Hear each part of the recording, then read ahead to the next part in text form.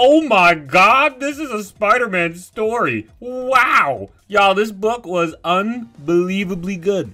It was amazing, spectacular, incredible. Most importantly, it didn't disappoint me. Seriously, my expectations for this book were out of this world, and it blew my expectations out of the water. Like, come on. It's an entirely new universe telling a Spider-Man story that is, no joke, exactly what I want to be reading. The book has everything I wanted, plus more. The first page alone could have had me jump for joy, jumping out of my seat, but like, I already saw it in the preview, so you know my heart didn't leap out of my chest when I was reading it this time. But Peter Parker, you're not getting any younger. Let's go. Thank God. Finally a grown-ass man, Peter. Whoa! Y'all, subscribe to the channel. What are you doing? Also, follow me on Twitter. Adult Peter Parker, check. Kids, check. Married to Mary Jane, check. All the things you wanted in this story, they're there. Trust me. Everything you expected is there, but there's more. There's twists and turns like you've never seen. This story is radically different from everything we've seen. Trust me. Aunt May, dead. This was shown off in Ultimate Invasion during a newscast. Yeah, Aunt May, among Norman Osborn, among others, died during a terrorist attack. Did not see that coming. Granted, that was already shown, but like, damn, this universe is crazy. Aunt May not being around is something that just couldn't happen for some reason in the main line, even though, you know, she's like 100+ years old, easy. Every day Aunt May took a breath was another day she was lucky to be alive. That's how old she is in 616. But no, we can't get rid of her. But killing her off right here, this right here, right off rip, it's a refreshing take. Granted, rip Auntie, I'm gonna miss her, but like, this is refreshing. You know what made it even more refreshing? Did y'all know? Uncle freaking Ben's alive? Mind blown. When I saw that he was one of the editors at the Daily Bugle with J. Jonah Jameson, mind was literally blown. I didn't think of this. I was just thinking this whole time that Uncle Ben had died earlier in the story, you know what I'm saying? I figured Aunt May was gonna be like the spider bite, like, thing, and then he would go and be like, oh, if I had the spider bite me earlier, I could have saved May and Ben. But no, that's not what happened, actually. Ben is still alive. How often is Uncle Ben alive in a Spider-Man story past like the first page? Not only is Uncle Ben alive, J. Jonah Jameson and him are best friends, man. Like, this is too much. They've got great banter together. They look like they got a great friendship that runs deep. You know it runs deep too because J. Jonah Jameson and Peter are even close. They got a closer relationship. Close enough to ask Peter to check in on Ben about him. You know, they're like almost family, it feels like. They feel like one big family, the three of these guys together. It's really neat. This then leads to a moment like we've never received, with Ben and Peter having a very serious conversation about death and loss. Like, Ben is usually the death. Ben is the loss. So like, this was new. Ben obviously he lost May. But in Peter's backstory, we get insight into his upbringing and, you know, his new Ultimate Universe. Peter like haphazardly tells Ben everyone's worried about him, and then Ben fires back like, everyone isn't worried about me. How about you say who's really worried about me, and everyone will respect you more for it. Like, Ben is stern. He's like that stern father figure. But like, Peter's also like older now, so it's like, damn, this guy's still living like that. But also his wife just passed, so it could be a number of things. But I really like that we get to see more from him. He's actually a character.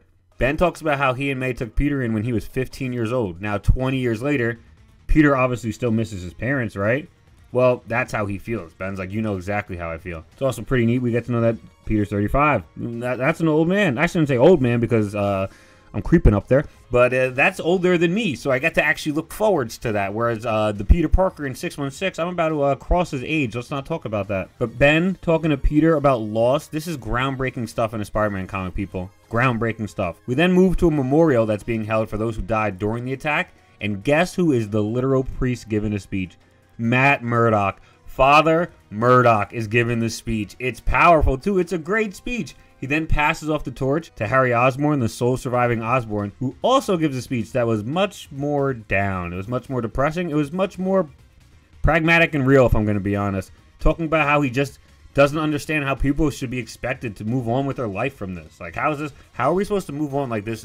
This happened, and like we're just supposed to be like, okay with it. This is crazy, man. And I really like that Harry goes about that way because it's real. He's not gonna just stand up there and lie to people. He's gonna be like, I lost my father. Like, how am I supposed to go about this now? Like, that's real. Peter and MJ then briefly talk about Harry and the sermon overall, and they talk about how the first part was good, and then Harry was a little bit of a letdown. It's pretty clear that Harry and Peter have actually never met in this universe. They're definitely not friends by any means. MJ said she met him once, but Peter talks about how Uncle Ben interviewed Norman and like he couldn't really actually get anything from him. Even on all the times you interviewed him, he got nothing out of him. It's like, you could definitely tell Harry and Peter aren't friends in this universe. Again, we're changing it up. Uncle Ben doesn't live long enough to get a character in most adaptations and stories. He's just, with great power comes great responsibility. But here he's like a real father figure. He's making jokes with J. Jonah Jameson. We get to see that he's got morals. When he leaves the Bugle because Kingpin and this other guy with an eye patch that I'm going to guess is Adrian Toomes. I could be wrong. You'll never know. They both tell Ben that he has to be more lenient on the people who caused the terrorist attack that ended up killing May. So Ben quits on the spot, joining J. Jonah Jameson, who briefly quit right before that as well.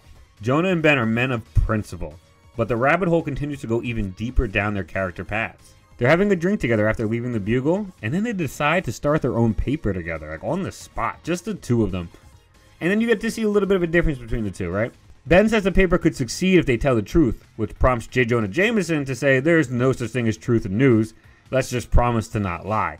Even with Ben's recent loss, he's still a man of morals and character and optimism. Like, the truth and the freedom will ring true. We can win by being truthful. And Jonah's a little more pessimistic. He's more like, I got morals, don't get me wrong, but like, the news doesn't really work like that. We got to just not lie. And that's what he says. I think that's a very interesting take on it. I'm sorry if it seems like I'm talking about these two characters a lot. It's just, we never get to see a character from Ben, like, ever. Unless he's, like, shoehorned into some event or something. Like, this is, like, an actual character. And then it took J. Jonah Jameson, like, 700 plus stories or so to get an actual character instead of just being Spider-Man's bad mash, eh? So it's cool to see both of them actually as real characters. I'm sorry. Sorry, I wanted to talk about them. Fine, we can get back to the star of the show, Peter Parker. Peter joins them and talks to them about how Robbie's now leading the paper. Peter then talks to Ben about something a little more serious, about how he feels like he's going through the motions. And Ben's like, man, you gotta wake up, son.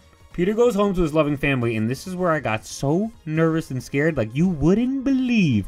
Peter puts his children down to bed, and he sits with MJ to have a talk. A very serious discussion, okay? Peter's talking about how he's going through the motions, and MJ's telling Peter how she can tell he's going through the motions. Like, she can tell. Guys, I promise you, I thought they were going to break up. I was pissed. I was like, we literally didn't even get one issue? Are you serious? Peter's like, I have to make a change. And then MJ's like, will that change things between us? And Peter says, never. Oh my God, my heart could have jumped out of my chest in that moment, guys. We're locked in, baby. Lock it in. I'm in here for the long haul, baby. Let's go. We're in it for good. Peter would then go outside to open a capsule we saw earlier in the story briefly, and then it sets us into a flashback from the night before when Peter opened the capsule originally. He gets a message from Tony Stark inside. Tony tells Peter this is a message from 6 months ago.